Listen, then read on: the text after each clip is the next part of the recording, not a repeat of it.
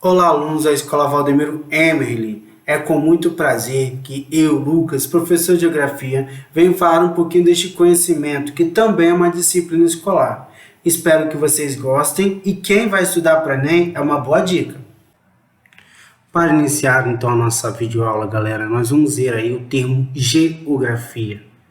Geo significa terra, grafia significa descrição.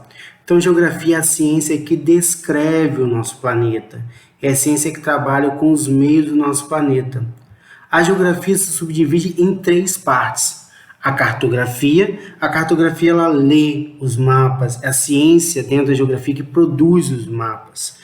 Também temos a geografia humana. A geografia humana, ela trabalha a questão das relações sociais, das relações econômicas, é onde vemos os blocos econômicos, geopolítica, as migrações, o campo, a cidade, além também da geografia física.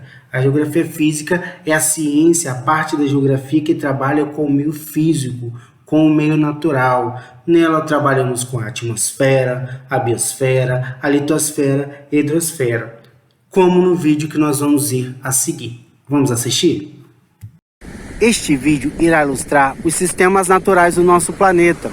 A partir dele, nós podemos observar que nós temos todos os sistemas naturais ou ambientes terrestres interligados. Temos a atmosfera representada pelo céu, temos a biosfera representada pela vegetação e as construções humanas, o mar representa a hidrosfera e a areia e as rochas ao fundo representam a litosfera. Ao analisarmos o vídeo anterior, temos a compreensão dos sistemas naturais ou ambientes terrestres. A atmosfera, a biosfera, a litosfera e a hidrosfera estão interconectadas. Porém, esta conexão a cada dia é alterada pela ação antrópica, o que chamamos de perturbação ambiental, que comumente é chamada de poluição. Mas o que é poluição?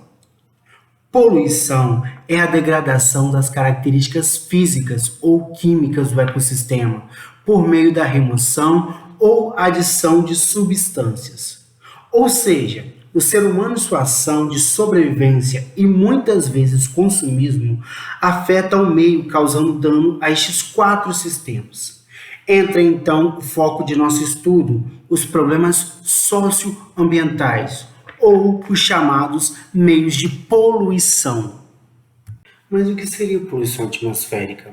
A poluição atmosférica é a degradação que atinge de alguma maneira a qualidade do ar.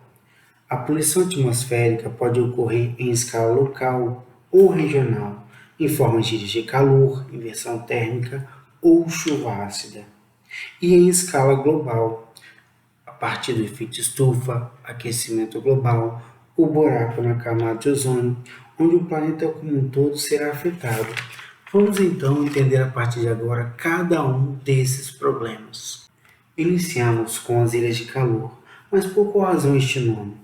Ilhas, geograficamente falando, são porções de terra cercada por água. Mas o que seriam então as ilhas de calor?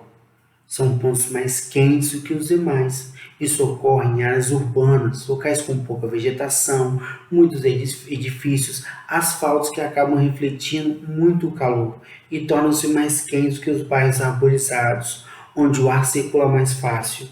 Existem exemplos de bairros em São Paulo que são 4 graus mais quentes em relação a outros, por causa destes fatores. O segundo problema atmosférico local ou regional é denominado de inversão térmica. Ela ocorre em áreas industrializadas e urbanizadas, onde o volume do ar frio, por ser mais denso, com menos volume, é impedido de circular por uma massa de ar quente, menos densa, com maior volume. Este ar torna o ambiente mais frio, porém, junto com este ar de menor temperatura, se misturam poluentes industriais, tornando o ambiente assim prejudicial à saúde humana, tendo como resultado uma grande parcela da população doente. Por isso, em situações cotidianas, vemos vídeos de pessoas em grandes cidades como Pequim usando máscaras. A terceira e última forma de poluição atmosférica local regional que veremos é a chuva ácida. Este evento, muitas vezes catastrófico, ocorre quando em áreas muito industrializadas a poluição se mistura com a umidade, formando assim chuvas onde a acidez da água pode destruir monumentos históricos, reduzir a biodiversidade, cursos d'água e da vegetação, prejudicar a saúde humana, entre outros fatores. Vamos ver um vídeo sobre isto? Chuva ácida e seus efeitos nocivos. A chuva normal possui um pH que pode variar entre 4,5 e 5,6, com um valor médio de 5,0. Às vezes, a precipitação ocorre com um pH abaixo de 5. Este fenômeno é denominado chuva ácida. As fontes primárias da chuva ácida são emissões de usinas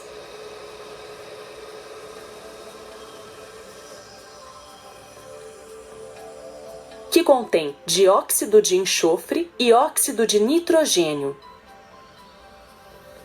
Esses gases se dispersam na atmosfera e reagem com oxigênio e outros produtos químicos para formar diversos compostos acídicos. O resultado é uma solução branda de ácido nítrico e ácido sulfúrico.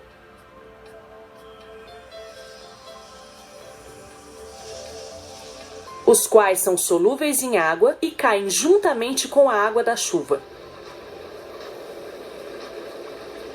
Efeitos nocivos. A chuva ácida dissolve nutrientes básicos como os carbonatos de cálcio e magnésio para formar nitratos que são levados pela água.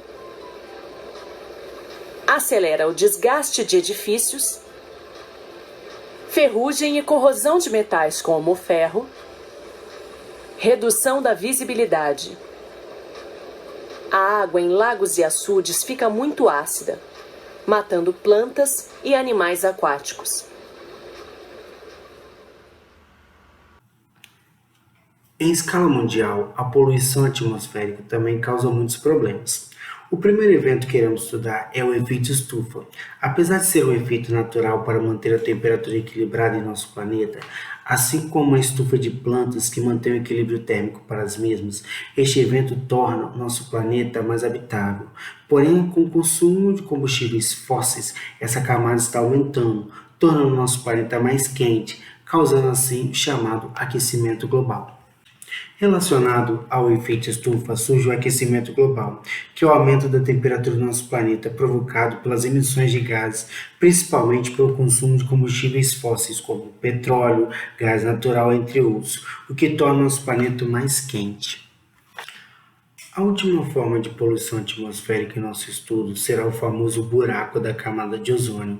Buraco este que surgiu após o uso massivo de um componente químico chamado de CFC, clorofluorcarbonetos, que destroem a camada de ozônio, que é formada por moléculas de oxigênio, reduzindo assim a proteção contra a radiação ultravioleta em nosso planeta e causando derretimento na Antártida, onde se concentra este buraco, podendo, de acordo com alguns especialistas, aumentar o nível dos oceanos.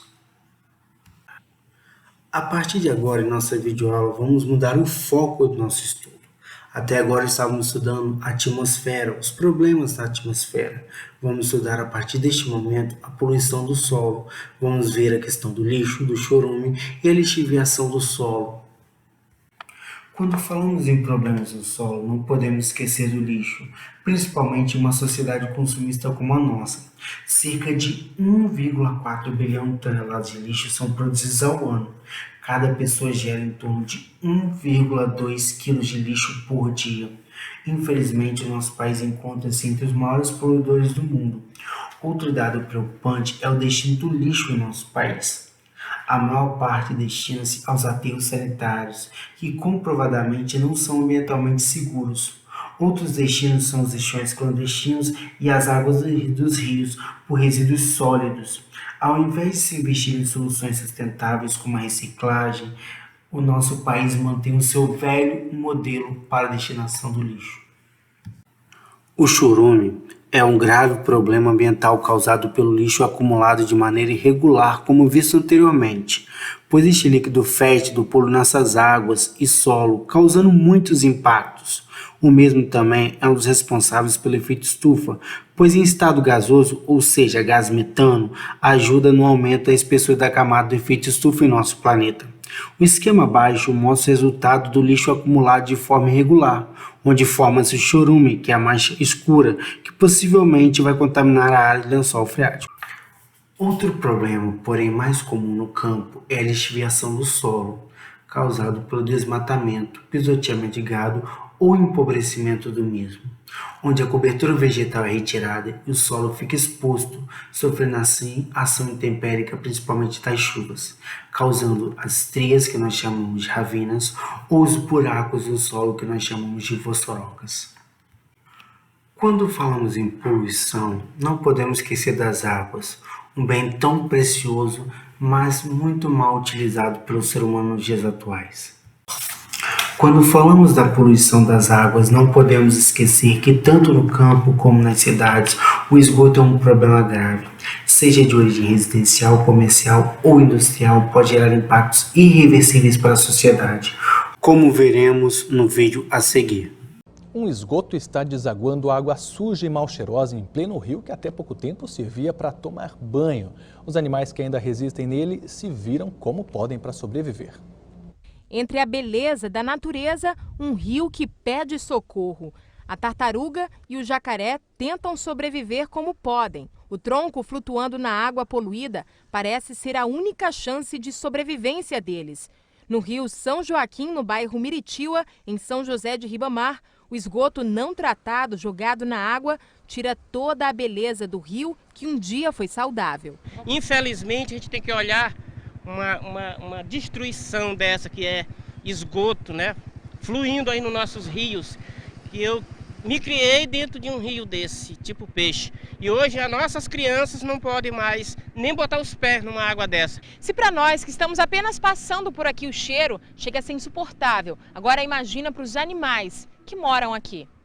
O pedido de socorro é silencioso, mas chama a atenção de quem passa pelo local. É uma tristeza, né? Porque a gente convive e passa aqui todo dia, né? Ver essa cena aí, os animais assim saindo da água, tentando procurar um ambiente melhor, né?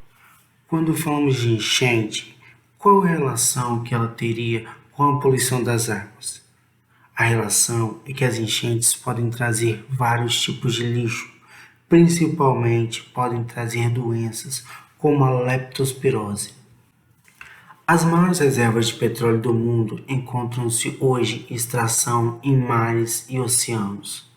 Este, de certa forma, é um perigo, pois quando ocorre um derramamento de petróleo, muitos animais, como peixes e aves, acabam sendo infectados ou acabam morrendo pela grande quantidade de óleo que é lançado. Quando falamos em poluição das águas, não podemos esquecer da eutrofização.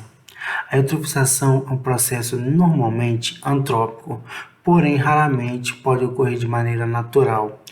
O princípio básico deste processo é a acumulação de matéria orgânica em ambientes aquáticos, principalmente dejetos de esgoto e resíduos industriais. Quando falamos dos problemas relacionados à água, não podemos esquecer do assoreamento, que costuma ocorrer da seguinte forma: com as chuvas o solo é lavado, ou seja, toda aquela camada superficial que tem nele é retirada, removida, e os sedimentos, que são os pequenos pedacinhos de rocha, de solo, são transportados para dentro do rio, onde eles são depositados. Quando não tem obstáculo, esses sedimentos eles vão seguir o seu fluxo. Só que chega um determinado momento que quando não tem mais a vegetação nas bordas dos rios, todo aquele sedimento vai entrar de uma vez só, formando assim um grande banco de areia, formando o chamado assoreamento.